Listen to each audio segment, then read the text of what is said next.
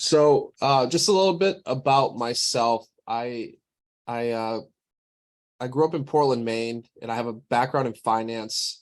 I went to college in Maryland. That's how I ended up here. I met my wife here, and I went through a few of the different institutions: TD Bank, TD Ameritrade, and brokerage, Merrill Lynch and asset management, and T. Rowe Price and asset management, small business retirement plans, and I've always wanted to have my own business, and I've always had that side of me. And so when I was at T. Rowe Price, I started looking at businesses that I felt were uh, capable of being run while I kept my job. I was pretty invested in my career at that point.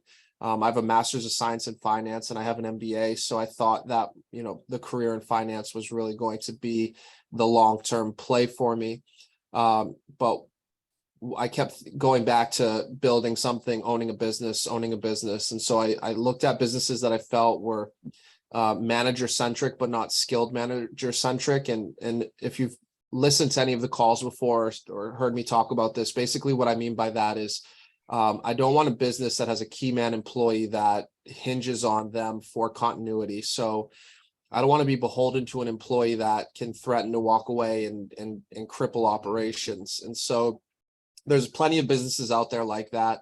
I owned a pizzeria for a while, way after starting the oil change business, kind of as a pet business.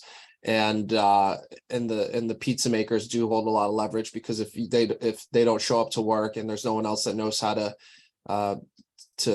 make the pizza, then you got to basically shut down. And it makes a lot of sense that pizzerias are mostly family businesses. So I exited that business and stuck to what I do best, which is the oil change business. But I looked at businesses where when the manager has their day off, what does that store look like? And for the most part, in the quick lube space, when the manager takes the day off, it's still run by the main employees, especially if you look at some of the larger brands, how they staff their stores and how they operate. The managers a lot of time don't even participate in the actual operation of the store. And so for me, it was kind of like, what's the point then? So our model, we created a model that has a little bit leaner staff and a flow chart that allows for, really good progression of the service, and allows you to do the service with the same quality and same quality assurance with less employees. And so I opened my first store in Harrisburg, Pennsylvania. And then the second store was in a small town called Dillsburg, Pennsylvania, which is a town of 6,000 people. And I was really able to kind of put my own stamp on the oil change industry and how I felt it should be run, and kind of the gaps that were in the industry. And I spent a lot of time at the time at my desk in T. Rowe Price looking at Yelp reviews of some of the larger players in the space and kind of reverse engineering how the consumer was viewing those brands. And I got to put my own spin on how I thought things should be run. So the third location was in a suburb of Chicago called Mount Prospect, Illinois. And that really ingrained in the system that absentee DNA, because obviously being in Maryland, being 800 miles away from Chicago, it's not something I could be there on a regular basis. So very early on in the company's history was processes and third-party resources that were designed to help facilitate that absentee ownership. And from there, we just kept opening stores. And every time we put our model forward, it seemed to show success in growing car count. And at the end of the day, the car count is our main KPI. And so at around location number 10, I started looking at how to scale much faster, because opening new corporate stores is very capital intensive. And I thought that our model obviously was the model that the consumer wanted. And so I turned to the folks at Frandevco for their advice on how to franchise. And the brand resonates. And we've sold a lot of units. We've sold to 58 franchisees, but we've sold 140 plus territories. So the model has resonated with the people we've been selling to, because I think most people have their own oil change story. And so when we talk about our model, most people are like, yeah, that makes a lot of sense. And so because of that, we've had success selling franchises. And the Frandevco people had a lot of experience with building emerging brands, especially in the automotive space. And And so there was a lot of synergy there between us, and it helped us scale. So we're going to be crossing 20 corporate stores hopefully by the end of 2022. And then as far as the franchise locations go, we've got 7 open at the moment, and we have another opening on December 3rd, and that might be it for 2022. But coming up on 2023, the new construction stores are going to be popping up left and right. And so we're going to be scaling incredibly fast, and the brand is only going to become stronger as those stores get open. And we'll continue to use our model for conversions and other types of conversions as well. And we think we're going to have a lot of success there. So we've been having this weekly call where I talk about myself, obviously, to start, and then we go into the Q&A because a lot of people have questions about the quick lube industry and where it's going and what makes us stand out and things like that. We do hold a discovery day every single month on the 3rd Thursday of every month. And so that's where we really get into the nuts and bolts of things. So if you have pointed questions, I would ask that you please save it for a discovery day, but I'm more than happy to take on any questions that you have for me on this call today. And I'll let Michael curate those questions. Thank you, Costa, and Scott and Jay and Ray. Thank you for joining us here. Robert as well from Phoenix. Thanks. We'll sort of do a round robin and give everyone a chance to ask a question. And then once we get around to all the attendees, we'll go back again. So if you could just limit it to one question to start. Costa, what is your time frame this morning? Are you good until top of the hour? Yeah, I can go till 11. Great. Okay, Scott, any questions for Costa? Hey, Costa, good morning. Scott Bracken, nice to meet you. Appreciate the overview. This is the first call I've attended, and obviously working with Michael and Ray a little bit. I guess my question is more of a long-term from that perspective, totally get your background. But, when you look at the state of the automotive industry, kind of where cars are moving, obviously they're moving to electric. Is there and I'm asking you to reach kind of further into your crystal ball. Do you feel like there's a launch point or a pivot point that you could take this model and actually service the electric vehicle as well? Yeah, that's obviously the question on a lot of automotive auto repair shops' minds, not just the quick lube space, but auto repair in general, because at this moment in time, electric vehicles really don't have a lot of servicing requirements, and the maintenance that they do have has extremely long service intervals. So it's mostly being done at the dealership level. And so there's really not a viable transition for quick lubes to service EVs. What Valvoline is doing kind of masterfully at the moment is rebranding services that they already perform as EV services, and that's things like wiper blades and air filters and cabin air filters and coolant. And so those are already, those are not EV specific, but Valvoline wanted to really get that first mover advantage by saying we have the EV program. Right. But there's 350 million registered vehicles in the United States. And so right now, electric vehicles are between 4 and 5% of the registered vehicles on the road. And for me, what it boils down to is our model, in my opinion, is what survives when that number gets cut in half, which a lot of people place at 2050.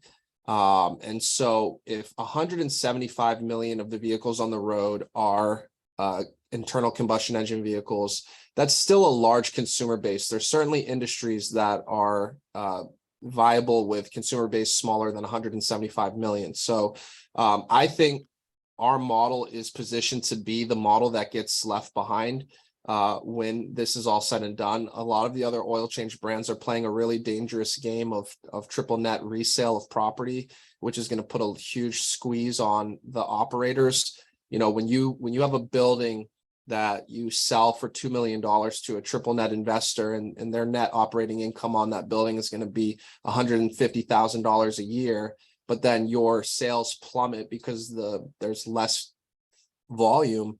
That's a huge problem for the operator inside the store. So for us, by having a less expensive building, by having that limited operating overhead, by not having to have as skilled employees and higher labor costs, we feel as though even if we do take a reduction on car count, which again, we're not granting that, we're not capitulating that, we are going to have a lower car count. But if that happens, we will still be the viable model. And then because of that, our market share should go up regardless, because of the decrease in the market share of the other brands. So that's kind of a multi-part answer to that question.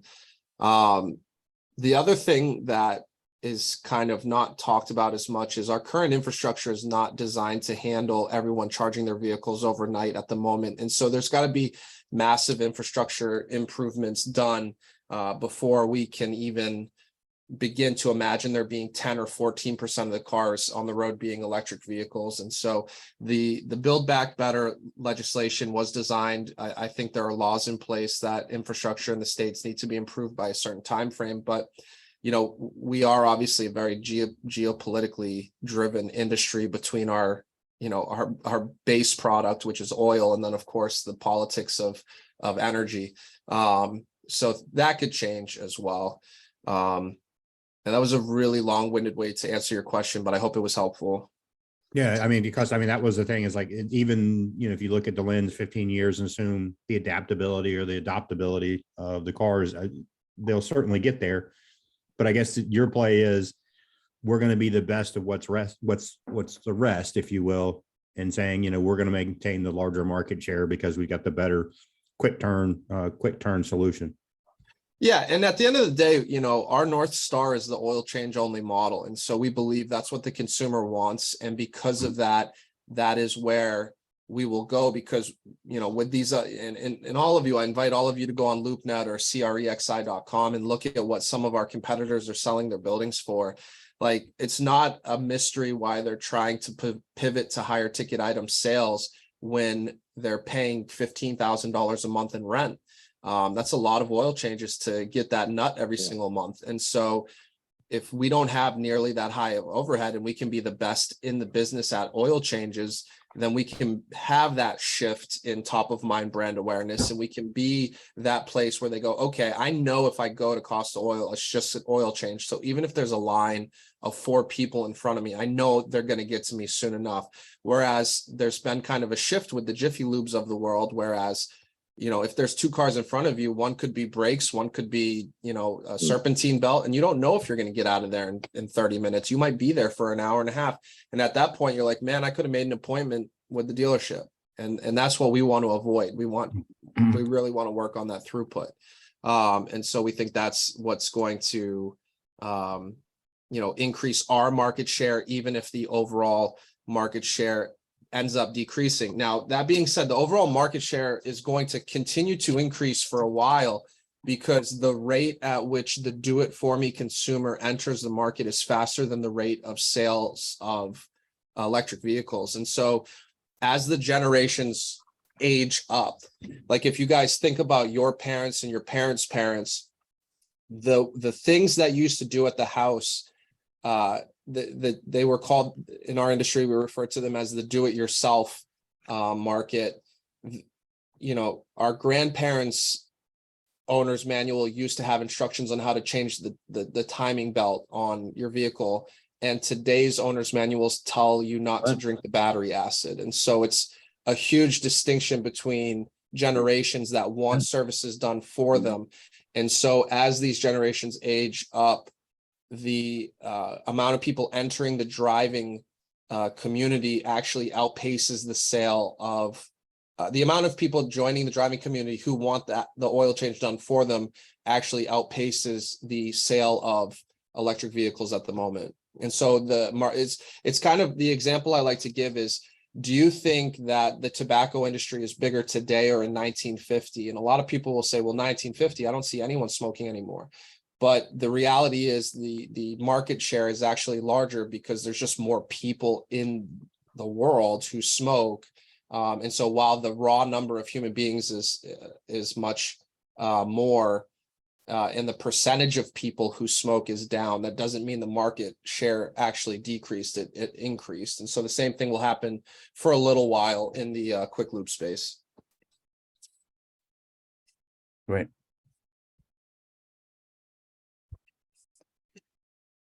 Thank you. Costa, great question, Scott. And just so everyone knows, it's interesting to hear where folks are located. Scott is in Georgetown in Texas. Jay, I don't know if your dad Jimmy's with you, but welcome. Jay and Jimmy are based out of Pell City, right near Birmingham in Alabama. Jay, do you have a question for Costa? I don't have one right now. This is Jimmy. Oh, hi, Jimmy. Good morning. Robert, thanks for joining us from Phoenix in Mesa. Do you have a question for Costa? No, sir, I don't. Oh, okay. And we've got an email here, UBLS Scott. Hey everyone, this is Scott Ublacker from Austin, Texas. Oh, hi, Scott. Hey. Do you have a question for Costa? Not at this time. I do not, thanks. Wow. All right. I got to humble myself. Maybe I've done a good enough job where I've answered all the questions. I know that the electric vehicle piece is something that comes up every call. We've talked a little bit about that. Costa, maybe you could talk a little bit about, some of the real estate options. You've come up with another really good option in terms of the car wash facility. Sure. Yeah. Michael, I don't know. Did you ask if Ray had a question I might have missed? Oh, as Ray, don't. I apologize. No Yeah, problem. I'm good too. I don't have any questions. You guys hear me? Yep. No, Michael, that means you did a good job. I hope so. Michael's done an excellent job. Yeah, the electric vehicle question is obviously the most important one that people talk about. Another question that people ask is, what is our moat? And just in business terms, that's asking what, protects us from being commoditized as a service when everyone does oil changes. And so, there's a couple different buckets. I already touched on it a little bit. There's the do it for me crowd, there's the do it myself crowd, and then you kind of place dealerships outside of that. And then you have all of these different industries that fight for the do it for me. But auto repair has traditionally used oil changes as a loss leader, which if anyone's ever watched Bar Rescue, you know what a loss leader is. It's just like a teaser product or an appetizer that is low hanging fruit that you might lose money on, but it gets you to buy other things. And so automotive repair uses oil changes. Like Meineke will offer a $29 oil change, knowing full well they're not making money on that service based on their labor rate and parts and cogs. And so they'll pressure customers into buying other services, whether it's tie rods, ball joints, etc. They'll get you up on that lift. They'll throw the flashlight in there and try to get as many different services sold as possible. And so that's really where we need to be good at not abusing our customers, because if we're being completely honest here, Jiffy Lube has, they neglected their customers. They took them for advantage. They took them for granted all those years being on top, because they were so far ahead of the next closest chain. And then there was a lot of reputational issues there that started. And because of that, it created this opportunity for places like Take 5 and Valvoline and ourselves to step in and create the oil change only model.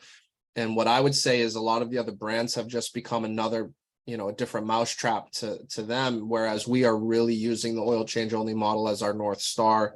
Our employees don't have commissions that create a scenario where they're tempted to do unethical behaviors, and they know, the consumer knows there's only oil changes taking place, so they're not going to have to worry about, getting stuck behind other services or being hit over the head for other services. We have a proprietary flow chart that I referenced earlier that I've created from doing oil changes myself. I've done tens of thousands of oil changes over the last 8 years myself. And so I'm intimately familiar with the process, and it really helped me get a grounding in what the consumer wanted. And that helped us. And so I'd consider that part of our moat as well. And just really buying into the idea that the quick lube consumer doesn't care about brand is also important, because when you have motor oil, a certain percentage of that package is paid for by the marketing expense. And that expense is why Mobile One is $10 more than, say, Quaker State. And it's not, has nothing to do with the quality of the oil. It has everything to do with the marketing expense. And everyone knows, Mobile One is a brand, and it costs a lot of money to be the, secondary sponsor of the Red Bull Formula One car, and it's primary in a NASCAR and things like that. So they're not just eating that cost. They're passing that down through every product they sell in the form of marketing. And so we do use an unbranded bulk oil, and we don't get a lot of pushback. And that's been my, I've believed in that for quite some time, because we're not going to cater to the lowest common denominator. We're going to run our business based on, the throughput in the masses. So Michael did ask a little bit about the real estate side, and I've got another 6 minutes that I can go on this, but we've opened up this multifaceted approach to getting stores open, which includes conversions of existing quick lubes, which is a little more difficult because there's only 8,000 quick lube buildings in the entire country, and most of them are occupied because this is a difficult business to fail at. And then it's also a difficult building to repurpose. Secondly, we have a leaseback program, and there's land purchase opportunities plus site improvements, and then there's land lease opportunities plus site improvements through a leaseback program where our partner will finance the construction of the building and then lease it back to the franchisees. And then the third option is we've created a model for converting self-service car wash bays into quick lubes, and that's something that we've been recently developing, and we've created a blueprint for that. And there's 60,000 self-service car wash buildings in the country, and so there's a lot of opportunity there because the automatic tunnel car wash business has become red hot with private equity, and so the self-service car wash business is really neglected at the moment. So we view it as an opportunity for some value grab. So that's really some color on the real estate question from Michael. Great. Thanks, Costa. Yeah, that's an interesting point you brought up. I that was news to me, Costa. Interesting stat about 8,000 oil change facilities. That's why in a lot of these areas, and some of the gentlemen that are on the call this morning, I've spoken to, and others show me photographs they take of Jiffy Lubes and other facilities that have got queues of cars. And I think in some areas there just isn't enough. There aren't enough vendors that can service this huge mass of vehicles that require oil changes. So that's probably creating still a ton of demand. You've got a great strategy to get these buildings up and running. We do have a few more minutes. Anyone else have another question for Costa? And I would just preface to say quickly, Costa mentioned it earlier on in the call, we have the Discovery Day coming up, the 14th and the 15th of December. I will be doing additional calls with you in the next couple of weeks. So you can learn a lot about the details, specific to the supply chain, the real estate, the leasing company, all of those things, the operational piece, training, marketing as well, which is, I think Costa's done a fabulous job marketing the brand.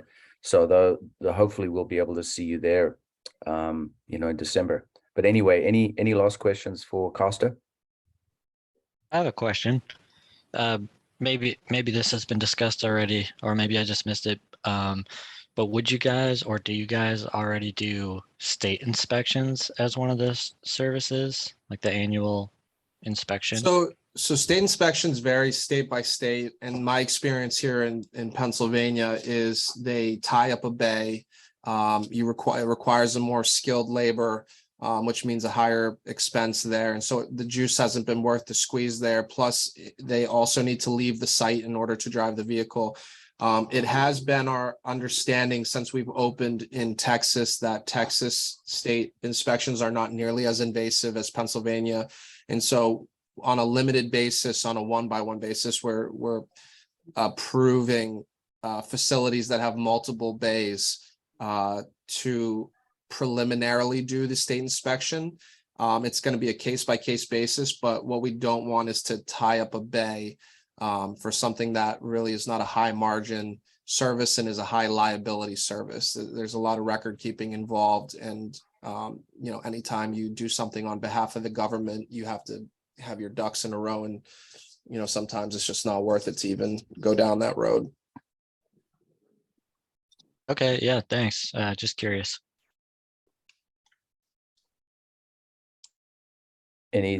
Anything else at this point?